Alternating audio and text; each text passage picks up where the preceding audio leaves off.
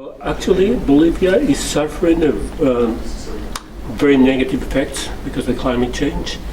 We've been suffering droughts, floods in parts of the country. People are really suffering because of the water leakage, water needs.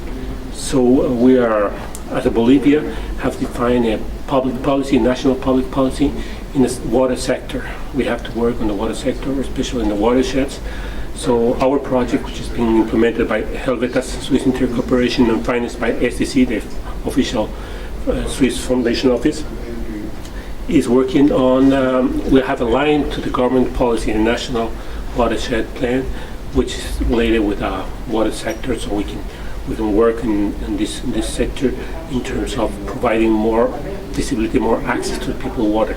In Bolivia, we have plenty of water, but in the last years we have been suffering. People have been experienced that there is less and less water every year. So the climate variability has been increasing. So when you are working for a company taking money to invest in certain projects, what types of indicators do you need to be able to offer to the main funders of this project?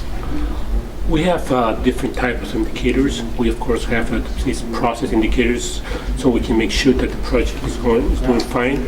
But for our funding offices and the public, we have more income-related indicators, as well as access to water. How many families have access to water, have improved their accessibility to water, and also how many families have reduced their vulnerability and have increased their resilience to water. Those are the main indicators for the funding offices. And give us a sense of longer term in terms of what a country like Bolivia is going to need in terms of long-term adaptation help. Do you get the sense that provided there is enough investment now in terms of skills and capacity in the country, that longer term the people will be able to help adapt their crops or homes or cities to changing environments, or is there going to be a lot more investment required over the coming decades? Yeah, in the short future, I think Bolivia requires a lot of investment in education, capacity building, and also in technology.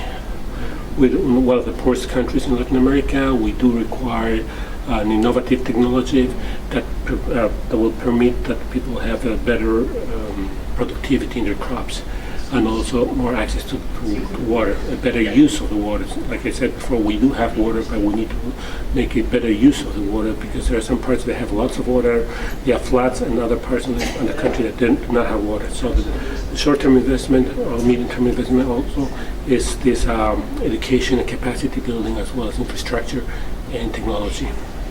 And I mean, is it more important to have that long-term focus and strategy on helping people understand how they can help themselves, rather than building a few wind farms or helping make flood banks, river banks more secure for flooding? In terms of a long-term strategy. Yeah, I think there's a couple of things. In the short, we do need to work at the short term with the infrastructure and manage all the risks we have, all the climate risks. But we cannot lose our sight of the long-term investment we should be doing in terms of, like I said, capacity building especially.